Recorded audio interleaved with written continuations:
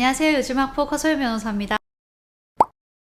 오늘 소개해드릴 사건은 초등학교 1학년 친구들끼리 있었던 일인데요. 피해 학생과 가해 학생이 초등학교에 갓 입학해서 바로 옆반에 배정이 되었고 같이 학교 생활을 하던 중에 발생한 사건입니다. 사례 들려주세요. 안녕하세요, 변호사님. 저는 이제 막 초등학교에 자녀를 입학시킨 학부모입니다.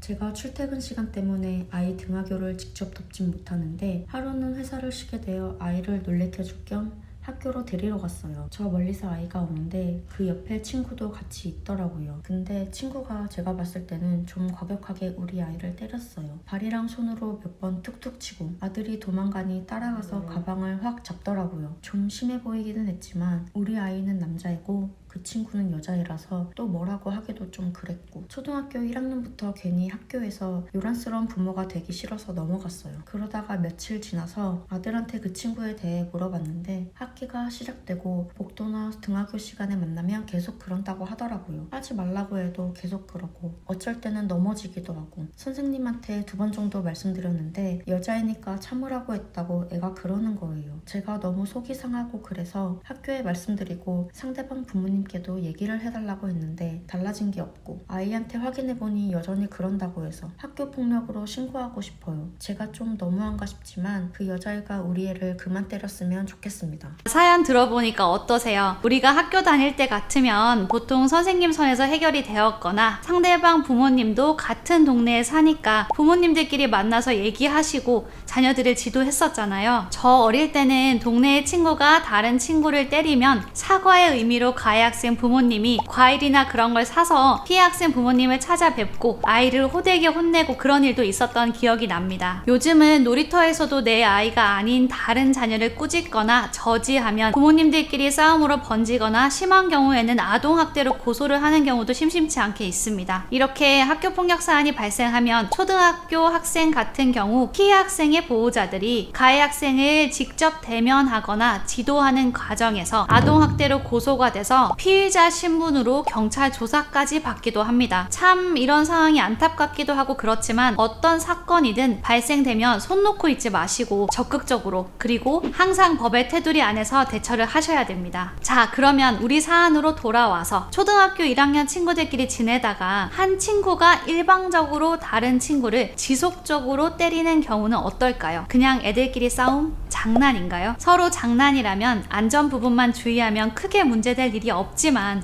문제는 한쪽이 일방적으로 당한다고 느끼고 그 아이가 계속 스트레스를 호소한다는 점입니다. 이럴 때는 담임 선생님과 학교에 도움을 요청하는 것이 가장 먼저이고 우리 사례처럼 상대방 학생의 보호자에게도 이런 부분에 대해서 충분히 안내를 부탁드리셔야겠죠. 그런데 이 선에서 해결이 되지 않는다면 그때는 계속 방치할 수는 없고 절차에 따라서 학폭으로 신고할 필요성이 있습니다. 아이들의 문제를 무조건 법적으로 해결하자 이런 뜻이 아니라 우리가 몇 번 살펴본 학교폭력 예방법의 목적이 피해 학생을 보호하고 가해 학생을 선도 교육해서 서로 간의 분쟁을 조정하고 아이들을 건전한 사회 구성원으로 육성하자는 것이기 때문에 폭으로 신고한다고 해서 그 자체로 유별나다거나 나쁘다거나 그렇게 치부할 문제는 아닙니다. 이 사안의 조치 결정 통보서 조치사항을 보시면 피해 학생에게도 최소한의 보호를 그리고 가해 학생에게도 최소한의 조치를 한 것을 볼 수 있습니다. 심의위원들도 이 학생들이 1학년인 점을 충분히 고려한 거죠. 그래서 피해 학생의 부모님도 이런 부분에 대한 부담을 덜 수 있고 가해 학생 부모님은 학교 조사와 심의에 출석함으로써 내 자녀가 하는 행동이 학폭으로 이어질 수 있다는 것을 간과하지 않는 기회를 가지는 것입니다. 초등학교 1학년 학생들의 경우 진술이 번복되기도 하고 교육청 심의에 와서 기억을 잘 하지 못하거나 당황해서 말을 못하는 경우도 많습니다. 이 사건 조치 결정 통보서에 보면 이유는 때렸다는 건 있지만 그 장소가 어딘지 언제 그랬는지 그 행태가 어떤지는 전혀 구체적으로 나와 있지 않잖아요. 이게 아이들이 정확하게 기억을 못해서 그럽니다. 그래서 보호자들이 사안 정리를 미리미리 좀 하실 필요가 있습니다. 그리고 우리 보호자들은 피해, 가해 상관없이 심의 전에 아이들이 이 사건에 대해 대해서 충분히 생각할 수 있는 시간을 주시고 서로 사과하고 화해할 수 있는 자리를 만들어준다고 생각하시는 것이 좋습니다. 이처럼 초등학교 저학년들 사이에 어떻게 보면 정말 사소한 일이라고 할 수도 있는 것이 피해 학생에겐 평생 남을 트라우마일 수도 있고 가해 학생에겐 일정 기간 동안 생기부에 남게 될 좋지 않은 경험이 될 수도 있으니 합리적인 접근이 좀 필요합니다. 오늘 제가 직접 처리한 사건을 가지고 얘기를 좀 나눠봤는데요. 특히 초등학교 1학년, 2학년 자녀들을 둔 학부모님들은